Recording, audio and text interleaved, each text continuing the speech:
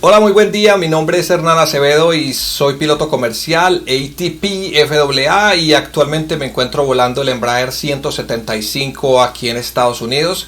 Y me gustaría hacer este primer video para hablar de un tema bien interesante que a mí personalmente me hubiera gustado que alguien me hubiera explicado cuando yo estaba haciendo mis primeras horas de vuelo en Colombia y cuando trabajaba como mecánico y nos hablaban de la FAA, de los reglamentos de Estados Unidos, de qué se necesita para volar acá o cuáles son los pasos para uno ser piloto acá, qué tan fácil o qué tan difícil de verdad son estos aeropuertos tan grandes y tan congestionados.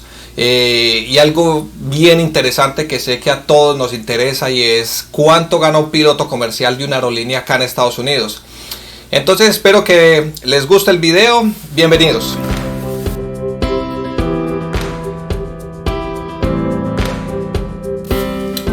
Bueno, el primer tema que me gustaría hablarles y creo yo que es el más importante y por obvias razones es el idioma, el inglés.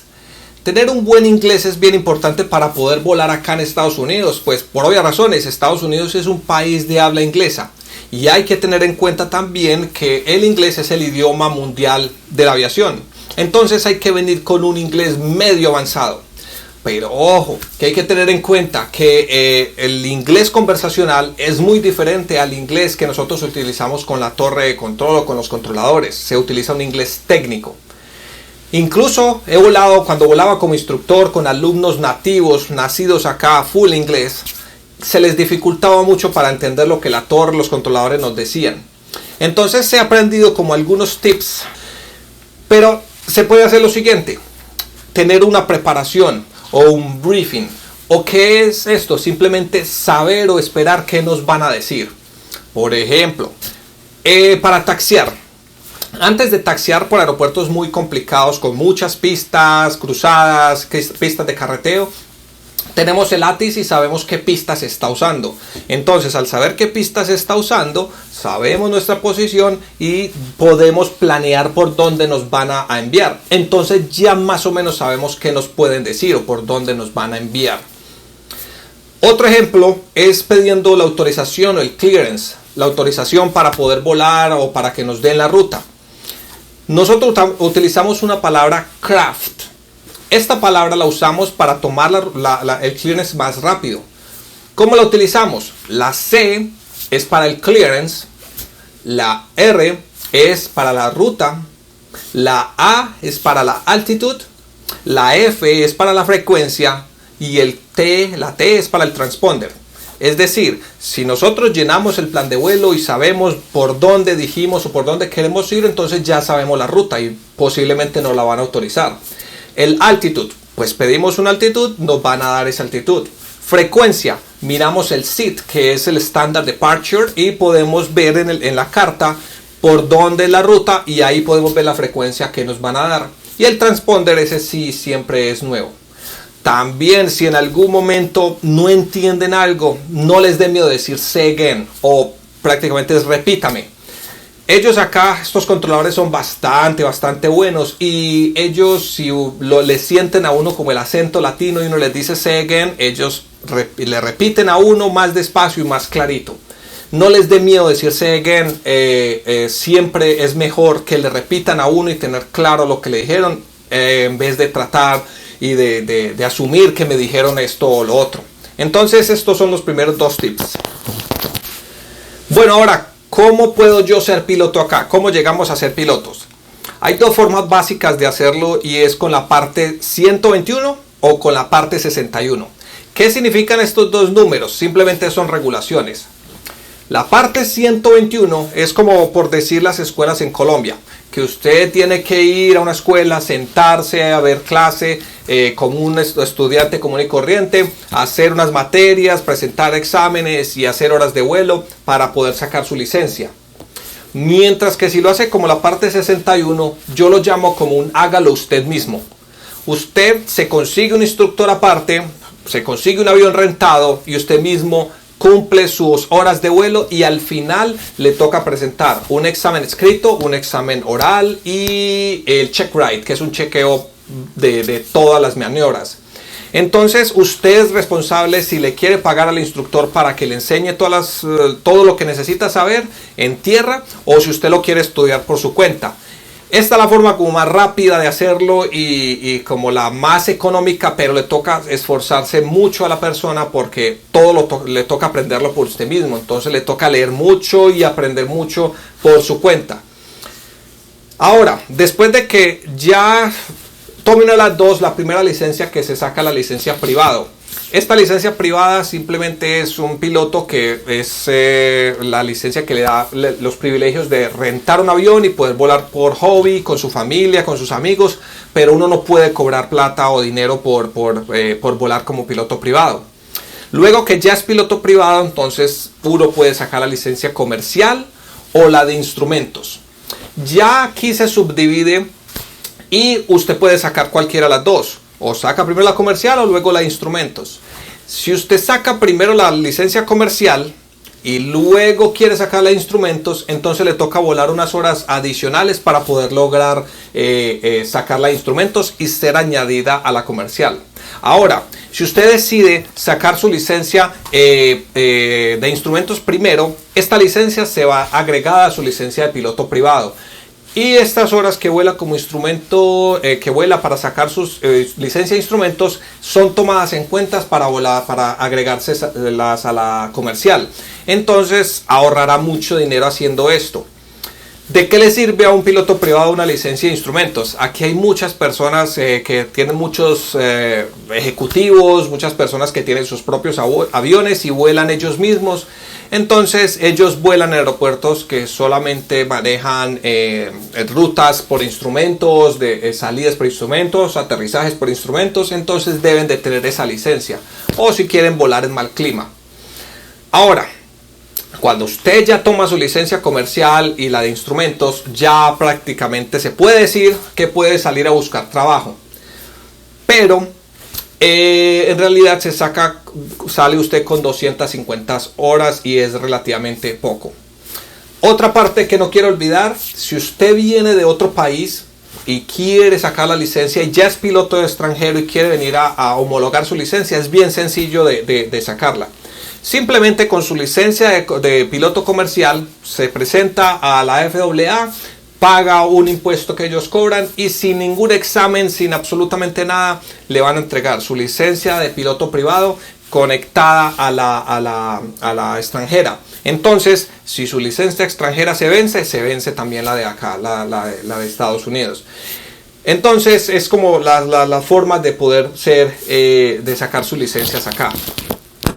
Bueno, ahora hablemos de lo que nos interesa para trabajar. Una vez sacamos la licencia de piloto comercial con 250 horas de la básica con que salimos de single engine, podemos trabajar.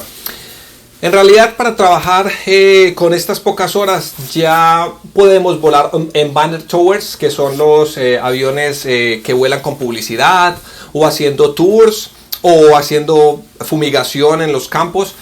Pero para poder volar estos equipos se debe hacer un curso adicional, que es el de Tailwind, porque la mayoría de estas empresas utilizan aviones de patín de cola. Entonces, básicamente para empezar a volar, tiene uno que empezar con eso. En las empresas lo van a tomar en cuenta el número mágico aquí son 500 horas. Pero la mayoría de empresas que utilizan pilotos para volar, empresas pequeñas, tienen multi-engine. Entonces nos toca sacar otra licencia y adicionar la multi-engine. Recuerde que todas estas licencias aquí se sacan, sin importar la licencia, ustedes tienen que presentar un examen escrito, un examen oral y un examen que es el check ride, que es el chequeo donde sale a volar con un inspector y él le va a chequear que usted haga todas las maniobras y que sepa hacer bien las cosas. Entonces 500 horas es como el primer número mágico. Ya después, con 1000 horas, usted ya lo van a contratar de pronto en charter para volar ejecutivo y ya puede volar un poco en mejores equipos. Ahora hablemos de las grandes. ¿Qué necesito yo para volar en una aerolínea? El número mágico aquí son 1500 horas. Para lograr 1500 horas es un poquito difícil, hay que trabajar bastante. Pero ¿cómo las puedo lograr? La forma que mayoría de gente aquí, el 80% de pilotos lo hacen, es volviéndose instructores, sacando la licencia de CFI. Cuando usted se vuelve instructor, entonces aquí hay muchas escuelas que están necesitando pilotos constantemente, instructores constantemente. Entonces usted como instructor ya le van a pagar y ya puede hacer horas bien rápido. Porque las 1500 horas no necesitan que todas sean en un multi-engine, puede ser en single engine.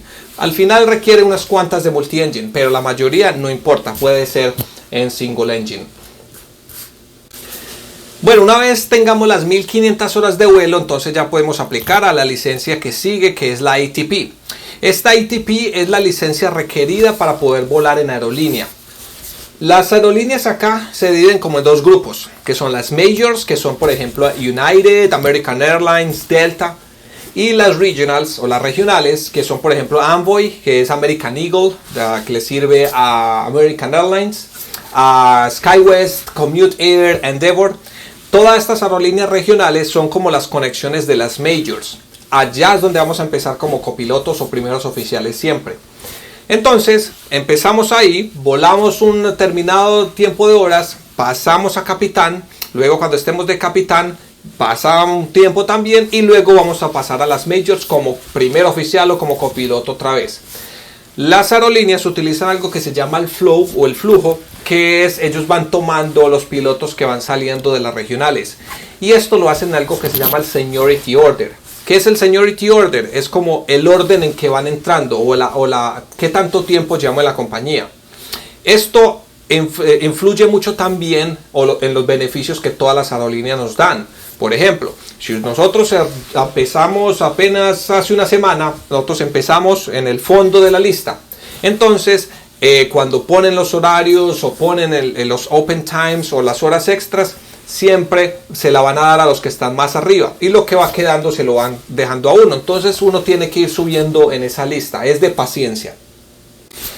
Ahora les voy a hablar de los aeropuertos. Qué tan fácil o qué tan difícil es volar en estos aeropuertos tan grandes, tan congestionados, con tantas pistas, cruzados. Entonces, empecemos hablando de los aeropuertos pequeños. Cuando empezamos a volar acá, empezamos a volar en los aeropuertos que no son tan congestionados. Incluso algunos aeropuertos son de césped. Otros ya están ubicados en unas partes en medio de la ciudad que requieren un poco más de práctica porque son un poco más congestionados. Incluso hay aeropuertos acá que no son controlados, entonces son controlados por nosotros mismos. Nosotros como pilotos nos damos autoanuncios y nos autocontrolamos y tratamos de seguir unos estándares para que todos volemos seguros, de una forma bien segura. También hay aeropuertos que para poder volar de noche no son controlados y las luces de la pista nosotros mismos los encendemos desde el avión. Con el mic o el micrófono se presionan varias veces y las luces se encienden y usted le puede cambiar la intensidad o más brillo o menos brillo y estas luces van a estar encendidas por 15 minutos y a los 15 minutos se apagan las luces automáticamente. Ya aeropuertos más grandes, hablemos ya de los grandes, a mí me ha tocado aprender bastante que cada aeropuerto aquí maneja como su propio sistema, entonces es un poco enredado aquí. Por ejemplo, les voy a dar un ejemplo básico. El aeropuerto de Chicago. En el aeropuerto de Chicago, suena chistoso, pero el aeropuerto de Chicago es, mientras ellos no le digan nada, usted siga, no pare. Usted tiene que mantenerse moviendo. Y en el aeropuerto de Dallas es al contrario. Si usted no le dice nada, no se mueva. No se mueva sin autorización. Otra cosa, en el aeropuerto de Chicago, es como un círculo. Entonces en la pista de carreteo alfa o en la A, todos los aviones se deben de mover en sentido de las manecillas del reloj y el disco exterior, el Bravo o el B, todos se mueven en sentido en contra de las manecillas del reloj y mientras usted esté en ese círculo no se detenga por nada del mundo. Entonces hay que saber cómo funciona cada aeropuerto. Ahora el aeropuerto de Dallas. El aeropuerto de Dallas, como para hacer estos dos ejemplos, cuando usted va a salir, ellos no le van a decir a usted, vaya por esta ruta, por acá, por acá, por acá, por acá. No, ellos les dicen a ustedes, ok, a pista 17, ruta Sierra Eco. Entonces usted tiene que mirar la carta de vuelo, en la carta del aeropuerto, por dónde se tiene que meter. Ellos no le van a decir a usted por dónde. O le dicen simplemente, ok, vaya para la pista 35 izquierda, bridge. Ya. Ese bridge significa que usted tiene que seguir por aquí, por aquí, por aquí, por aquí y llegar hasta la pista. El piloto es responsable de hacer eso. Entonces hace que cada aeropuerto tenga su propio sistema. Otro ejemplo, el aeropuerto de La Guardia en Nueva York. Cuando uno aterriza ya en La Guardia, ese aeropuerto es muy congestionado y muy pequeño. Entonces, tan pronto usted aterriza, usted ya tiene que saber para qué gate va, porque ellos no tienen tiempo de acomodarlo o de esperar que usted averigüe. Uno tiene que, tan pronto usted se sale de la pista, ¿para dónde va? Porque ellos lo van a mandar inmediatamente para allá, porque ellos tienen que mantener ese aeropuerto en movimiento, porque un solo avión que se detenga va a parar una pista completa. Ahora, hablemos cuando ya estamos en el aire. Cuando ya estamos en el aire, aquí se utilizan algo que no tenemos, por ejemplo, en Colombia, que son los espacios aéreos. Aquí se utilizan por letras y más adelante haré otro video de estos espacios aéreos. Pero les voy a hacer un ejemplo de los dos más básicos, los dos extremos. El espacio aéreo Golf y el espacio aéreo Alfa. ¿Qué es el espacio aéreo Alfa? El espacio aéreo Alfa es todo lo que está por encima de 18.000 pies. Por allá arriba solamente se puede entrar IFR o por instrumentos y por comunicaciones, es decir, controlado. Allá nadie puede entrar visual. Ahora, el espacio aéreo Golf es un espacio aéreo no controlado. Entonces, si usted le da la gana, despega sin llamar a nadie, sin comunicar, sin radios. Usted aterriza cuando le da la gana. Usted hace lo que quiera. Es un espacio aéreo libre. Y usted puede irse para donde quiera sin pedirle permiso a nadie. Ahora, un espacio aéreo, vamos a poner el intermedio, el espacio aéreo B, el Bravo, que son, por ejemplo, aeropuertos grandes, ciudades grandes, que son unos espacios aéreos bastante congestionados. En estos espacios aéreos, para usted meterse ahí, necesita tener una autorización. Para poder ingresar, necesita tener unos requerimientos. Hay otros espacios aéreos, por ejemplo, cuando hacen un TFR, o es un espacio aéreo que el presidente está en alguna ciudad, o hay un show aéreo, o hay algún político, alguna cosa, cierran o crean un espacio aéreo.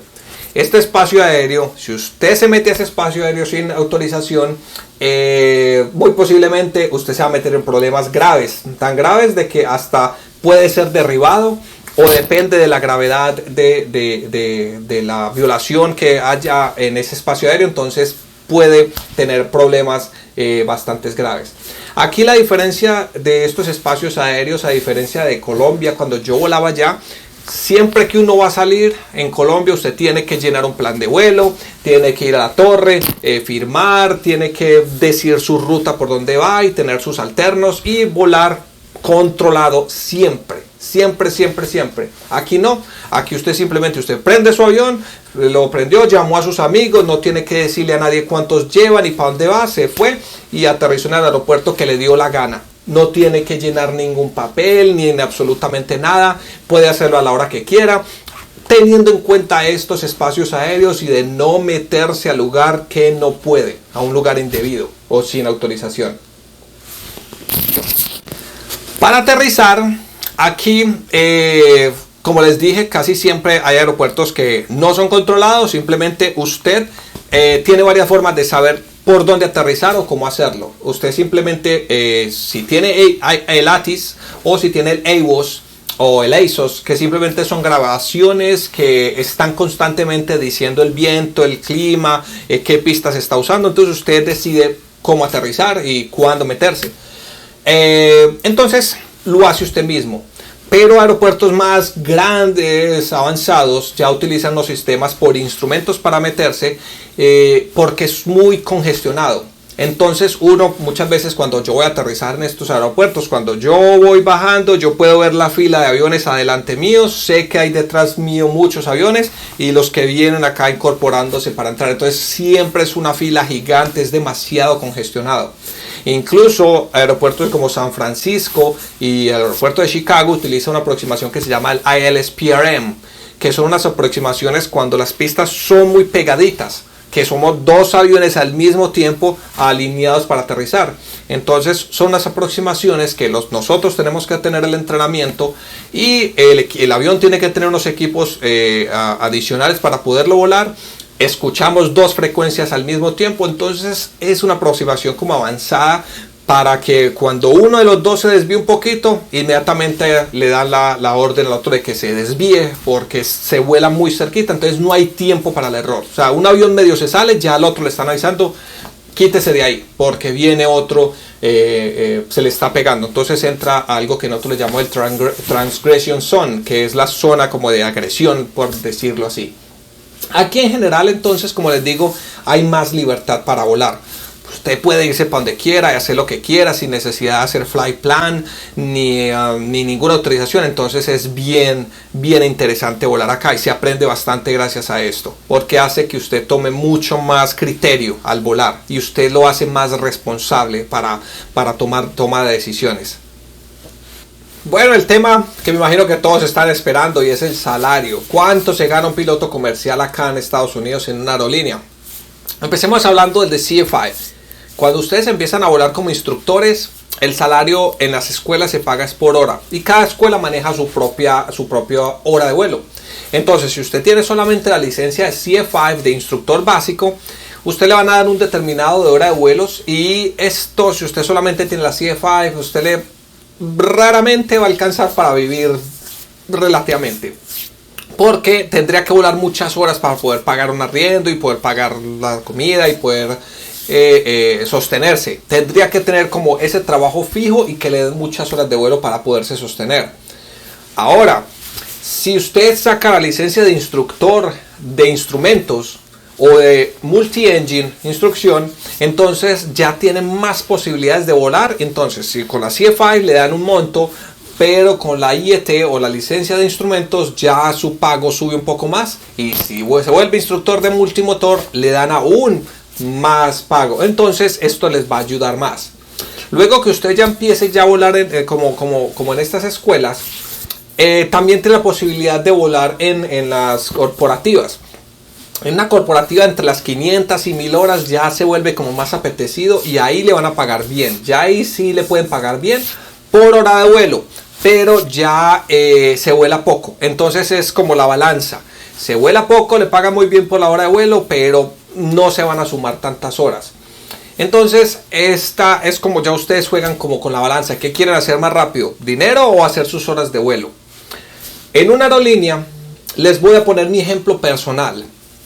Cuando yo trabajaba anteriormente en Airbus como instructor de ATR, mi salario era suficiente para pagar mi casa y pagar el carro que compré y vivir con mi familia, y tenía un salario relativamente cómodo, y fuera de eso me daban tiempo para poder volar como CFI, como instructor, y también como A&P, como mecánico. Entonces tenía prácticamente 3 entradas y podía vivir relativamente cómodo.